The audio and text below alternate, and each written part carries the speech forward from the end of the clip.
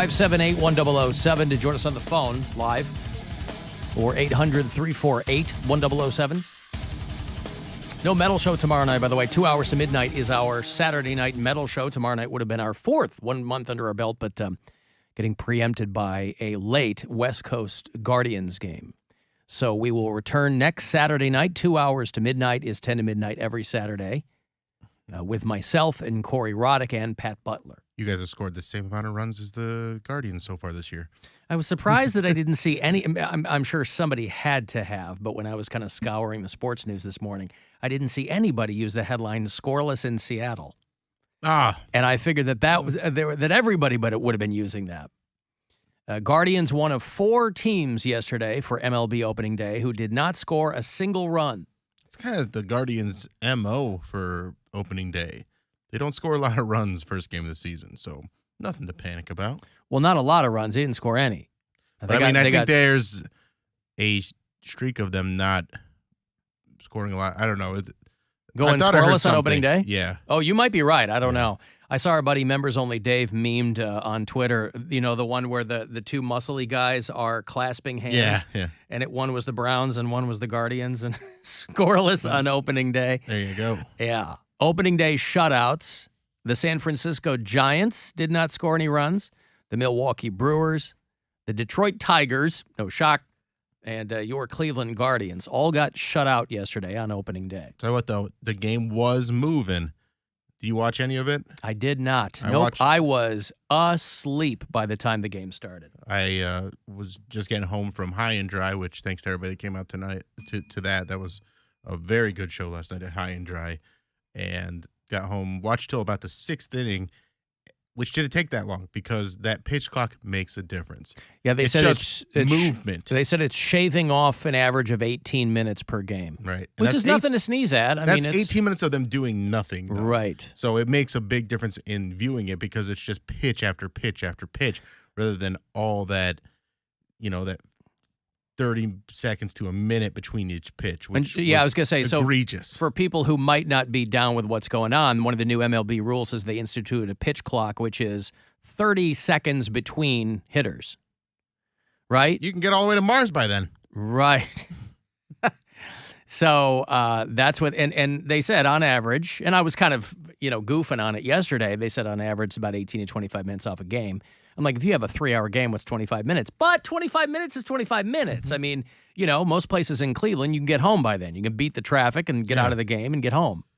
And 25 minutes isn't the longest time, but it's just so much downtime between each pitch. Mm-hmm. There's just so much pause in the game. And so it's nice to you're more engaged watching it. That's what I noticed last night. I didn't watch any real preseason. I listened to some, but I didn't really watch any. And it made a difference. It was a lot faster paced. Well, the consensus among the players seems to be a big thumbs up too. They don't want to be out there for 4 hours. Right. They want to get up and do their thing. So Mariners 3-0 over the Guardians, but fortunately they're staying in Seattle and they'll have 3 more chances to figure that out. So the Guardians will play again tonight at 10:10 here on WMMS. Tomorrow night, 9:40, hence 2 hours to midnight being preempted. And then Sunday, they'll do an afternooner at 4:10. Next Friday, 1 week from today, the Guardians' home opener, they'll bring the Mariners here. And that game is 4:10. And we will be live inside Progressive Field. I will have a pair of opening day tickets for you next Friday. We'll probably put Poundcake somewhere out amongst the crowd and have you find him. I didn't realize next week is Good Friday and Easter's next Sunday. Yeah, we're flying to Arizona on Easter Sunday. I had no idea. Yep. And then someone mentioned it. I was like, oh, that's that. Because I made plans for Easter Sunday too, and with my girlfriend and another friend of ours. And then I was like, oh, wait, do you guys care about Easter? And they're like, oh, no, it's fine. So, well, it's weird because deal, but it was just one of those things where it's like slipped right by me. Was Easter a big Mormon thing? Yeah, I mean, it was definitely something that we celebrated pretty, and we did the whole Easter bunny thing, but like that Easter Sunday is kind of the whole point of Jesus. That's Yeah. his birth is one thing. Yeah. The resurrection. It's all yeah. the bedrock of the faith is the death and resurrection Right, of the yeah. whole thing. And when I was Dying a kid, for our sins and coming back. that's right. When I was a kid and growing up Catholic, I mean, my mom took us to church every day. But Easter, first of all, Lent was just nonstop. It was 6 weeks or whatever the hell it was of just, it sucked. If you were a kid. If he saw his shadow. If Jesus rolls away the stone and sees his shadow, that's right. It's 6 more weeks of Lent. But yeah, growing up Catholic, it was a big deal for Lent because I went to Catholic school, and so they had the little rice bowl things where you were kind of, I guess maybe a Catholic school version of tithing. You would put coins in there for the poor kids or whatever, and or less fortunate rather. But the weeks leading up to it, it was a big thing in my house where you kind of had to make this big show of what you were going to give up for Lent. And we didn't have like a ton of stuff, right? Like we didn't have cable. We didn't have Xbox. We didn't anything like that. So we really had to scrounge. Like I gave up television for Lent on a couple of occasions, right? And I would just be in my room reading comic books, whatever. But we had 3 channels. So what was I really giving up? Mm-hmm. One year I gave up, again, I really had to scrounge for things to give up because we weren't spoiled kids. We didn't get sugar, things like that on a regular basis. So it wasn't like I could give up candy, right? Or I could give up this, So yeah, we didn't do Lent. We didn't do. So like the week of Easter, we were not only going to church in the morning before school, but then it was like Stations of the Cross at night, and then you were going on Thursday. And what Stations of the Cross? Is that like the answer for that for 2 hours till midnight? That's right. No, Station of the Cross. Yeah, man. Metal and worship all in one. No, the Stations of the Cross are these 14. You Catholics know this. They're these 14 points in a church that are normally. They're these. This is the origins of the Easter egg hunt. Yes, that's right.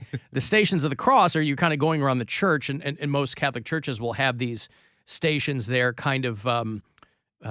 Carved into relief, right? So you go to one, and I was an altar boy too, so I had to do these masses and all these things, and so half the time I'm up there performing, and the other half I'm attending. So for people who give me a hard time now for coming out as an atheist to my parents, I more than earned all of this by spending the first 16 years of my life doing nothing but going to church and being sorely disappointed all the way through. But it's like, Jesus is condemned to death, and then you do some prayers, and there's some up and down. And then you go to the next one, a few pews down, it's Jesus carries his cross. I remember them so vividly from growing up with them that I can recite them by rote.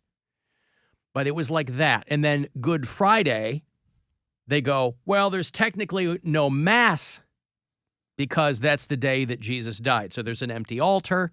There's no pomp or circumstance, and you think, oh, does that mean we don't have to go to church? Nope, still got to go to church. There's just no Mass. So you're sitting in there. My mom's doing the rosary, and I'm sitting there pretending like, And then I think it's a Saturday, maybe nothing happens, but then like Easter Sunday and the whole thing. What do they call Saturday? So there was a big, I think it was Holy Saturday or... Holy Saturday? Holy Testicle Tuesday. But... by the time and again, once Easter hit, my parents blew it out. We got the giant baskets with the candy and the thing, and we went to my grandma's, and there was a big, meal or whatever. And I mean, listen, you can take the boy out of church. It's hard to take the church out of the boy. I was planning on making a ham for Easter before we made these travel plans. We're gonna smoke a cooked ham. Shut up, Bill. I did that one time. That's a lot of times to do it. One time I one smoked time. a cooked ham. Mm-hmm. It just added that much extra deliciousness to it. It was a Didn't need to be smoked for 8 hours. jerky ham. That's right. So, yeah, anyway, that whole bit. But this week, but again, for people who it's not even really on our radar, I was talking to a friend of mine who sends her children to Catholic school, and they're not super Jesus-y. She's like, we're not praying at home, but it's a good school. And I went to school with a lot of kids who weren't Catholic, but the school was good. And so they were like, it was a better education than a lot of the public schools and whatever. But I was talking to this friend of mine who sends her kids, and she's like, we're not doing the whole pomp and circumstance or whatever, but there's still, some of that involved. And I'm like, it's so not on my radar anymore. Like, my daughter goes to public school, right? Like, she knows Jesus, kind of like that's a thing in the wind, but we're not praying at home. It's just not on my radar. So much in the same way you were saying, oh, Sunday's Easter. Yeah. That's kind of like me now. I go, oh, right, Easter. And it's like, I knew it was coming because I see all the candy in grocery stores and CVS and things like that, but I just don't know what day That's the it was commercial on. end of it, yeah. I've always been a much bigger fan of the commercial end of Easter and Christmas than the religious end. I can't wait to see what my aunt surprises me with the Easter basket. He gets an Easter basket. I know he does. Every year they surprise me. I know, it's sweet. Is it a surprise if it's every year? I know I'm getting an Easter basket. I just don't know what's going to be in it. Uh-huh. That's right. Every little egg has a different little gift card or a different little gift.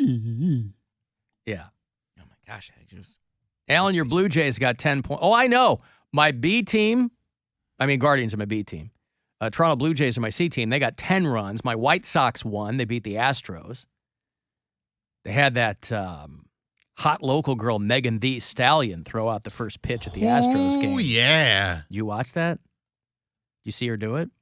I did. I got it. Good. I got it for you if people want to see it. Hometown hot girl, Megan Thee Stallion. Now, she ditched it. Throwing out the first pitch is a lose-lose proposition. I did this in 2011. I kind of ditched it. It wasn't the word. I didn't Baba Booey it, but it wasn't great. It's a lose-lose because if you kill it, it's great in the moment, but nobody cares. And if you ditch it, you look like a douche, and everybody will never let you forget it.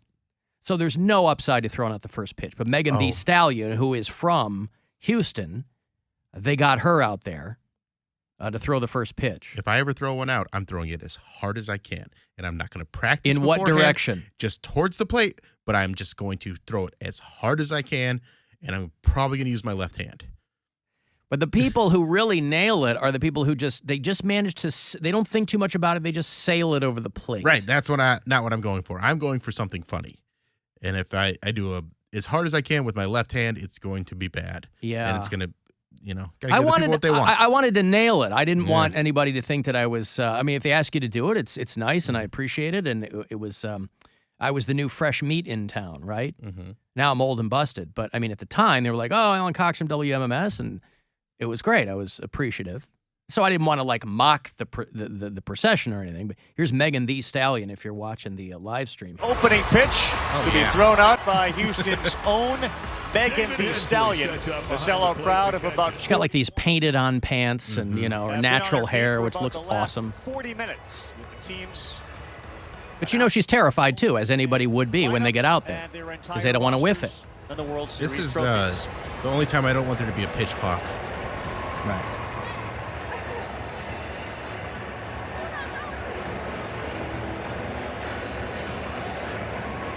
You're just standing there waiting, and then she kind of has a little bit of a. And they're smart. They keep shooting her from the back. Yeah. She was practicing beneath the stadium just a few minutes ago and was throwing strikes. So here we go. If she gets set to throw. Great ass!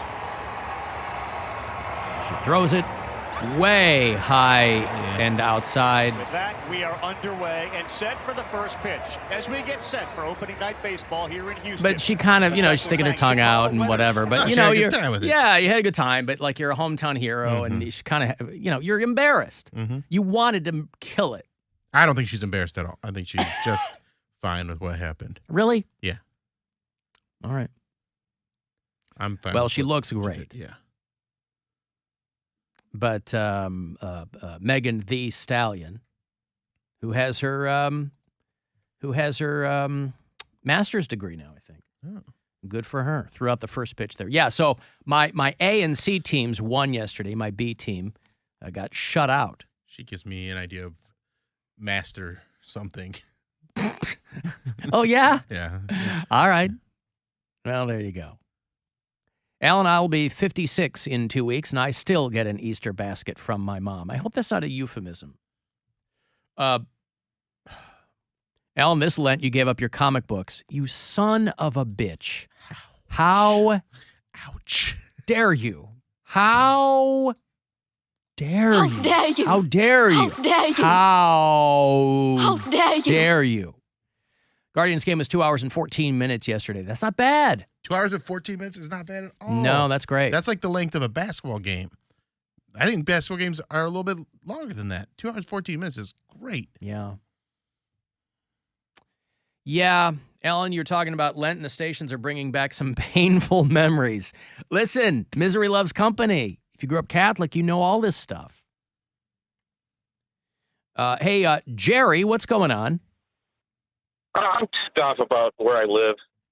Where do you live? I'm a conservative in Geauga County. There's a problem. They're having a drag show at a restaurant. Right. And I don't care if Tom and Tim, I'm a conservative. I don't care if Tom and Tim want to dress up like women and dance or whatever. To each their own. That's my mantra. However, there's all these threats of violence. They threw Molotov cocktails at this church out there. I heard about that. All inclusive. Yeah, I'm so disgusted by it, and I'm wondering what happened to mankind. There's no kind left in it. Like they preach. It's very Bible belty out where I live. Yeah, I understand. I like it.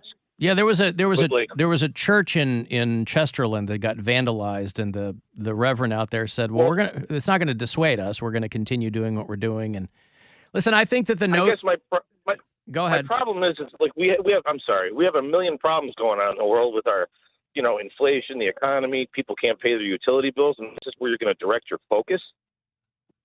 Like on who dresses as what? Did they not see how the Constitution was signed? Everybody wore a wig and a dress. Right. Also, what are you using for those Molotov cocktails? Gas ain't cheap. Yeah, that's right. It's yeah. Listen, you're not alone, Jerry. I mean, there's always been a strain of anti-intellectualism in this country, and I think that kind of rears its ugly head there. I have a real hard time getting my head around the notion of churches that are working super hard to be exclusive. I mean, this church, not one of them, they're the ones that got vandalized. But to your point, I don't know, Jerry. I don't have an answer for you. If I can simplify. What's your take? Like, are we in just a downward spiral of humanity at this point? My take is that the world is the same as it ever was, and there are new variables that come in and out, but human nature doesn't change that much. We're living now, and so everything seems so amplified and outsized. And yeah, there are things that are different now than they used to be because information and misinformation can just, speed around the world so quickly, and AI might kill us all within 5 years. But there's a lot of things that aren't unprecedented, and I don't know. I mean, I guess I'm heartened, Jerry, to hear somebody like you who's like, look, this isn't really my bag, but I wish people were focusing on the important things. But unfortunately, that's not who dresses as what is non-issue to me. I don't care. I don't care what flag you fly in front of your house. Yeah, like I think kids comes to them. We were talking about. Hey, we were talking about this yesterday, Jerry, in some detail, and I think for me it comes down to. These are real, the issues you're talking about, hey, how come we're not focused on this? Those are really complex and difficult. And so a lot of people go, well, can't do anything about that. Let's focus on how people dress and let's get people riled up over that. And that's a lot easier. Do they realize you can't catch gay? It's not a cold. It's not COVID. It's not. You can't catch drag queen either. Like, because your kid sees one, he's not going to be like, "That's it, I'm a drag queen." I've been trying to catch a gay for years. That's not how it works. Yeah, Poundcake's trying to catch a gay. Yeah, and he can't do it. That's his point. Oh boy. Yeah. Listen, I wish I'm the last guy that would have any kind of salient answer for you, Jerry. But keep the faith out there. All right. I guess I'm just venting. Thanks for listening That's to me. all right. Thank you, Appreciate Jerry. your call. That's what I do for a living. There's Jerry out in Geauga County who's like, hey, man, might not be my thing, but why are we not, And I think there are a hell of a lot more people like Jerry out there than there are, out there in general, than there are people who are flipping out over. I mean, really, nobody was talking about drag queens, a couple of years ago. Nobody was talking about them. Until right-wingers made them their laser focus of whatever their current culture war is. And now that's all anybody talks about. So it's like, the drag community has been around a long, long, long time. You guys, I mean, I know I killed a wish a bitch would, but I think there was another drag queen born, Anita Menthol, and she might be out ready to put her heels on. Yeah. All right. Anita Menthol. Aren't menthols illegal now? I don't know. Didn't they try to, I thought menthol cigarettes went away. Take that up with Anita. Anita Menthol. All right. So it's just going to be you tucking with a pack of Newports in your hand or what? It's going to be Anita in a white and green dress. Nice. Okay. Well, something to consider. Anita Menthol.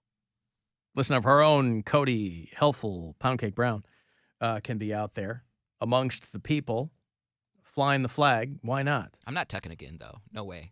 That's the one thing that's keeping him way. from being Anita Menthol. I am not tucking. I can't believe that's not even a Camel Crush can get this young man to tuck once more.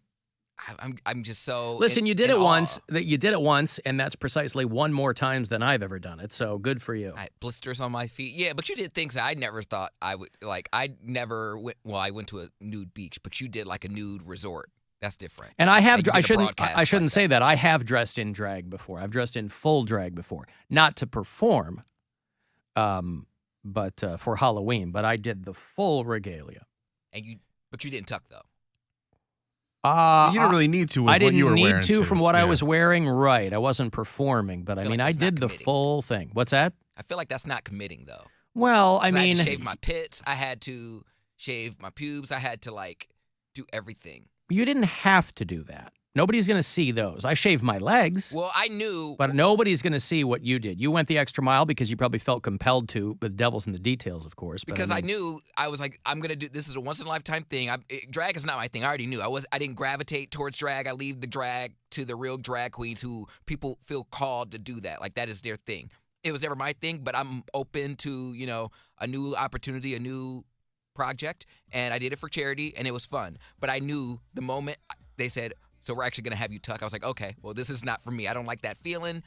It feels like, I don't know, like you got kicked in the balls or something. That's what it feels like to tuck. Well, for me, I couldn't because, I didn't have socks that big, Bill. All right, I got to take a break. Hey, if you want to send a text for anything, 35192, AlanCoxShow.com. Listen wherever you are in North America on the iHeartRadio app. Buzzard Radio.